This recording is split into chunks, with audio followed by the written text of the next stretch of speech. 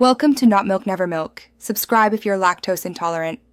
In this video, I will show you how to make a delicious and easy cherry tomato sauce. First, preheat your oven to 400 degrees F. Wash about 2 pounds of fresh cherry tomatoes and place them on a baking sheet. Drizzle with 2 tablespoons of good olive oil, a pinch of salt, and some black pepper. Roast them for about 20 minutes until they burst and soften beautifully. This step brings out their natural sweetness. While your tomatoes are roasting, you can prepare your aromatics. In a medium saucepan, heat 1 tablespoon of olive oil over medium heat. Add 3 cloves of minced garlic and sauté for about 1 minute until fragrant, being careful not to burn it. Once the roasted tomatoes are ready, add them to the saucepan along with 1/4 cup of fresh basil leaves. Stir everything together gently.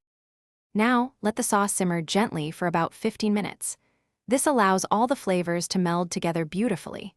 You can lightly mash some of the tomatoes with the back of a spoon if you prefer a smoother consistency, or leave them mostly whole for a chunkier sauce. Taste and adjust the seasoning with salt and freshly ground black pepper as needed. It's almost ready to enjoy. Your homemade cherry tomato sauce is now complete.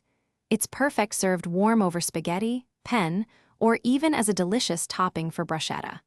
For storage, any leftovers can be kept in an airtight container in the refrigerator for up to 3 days or frozen for longer.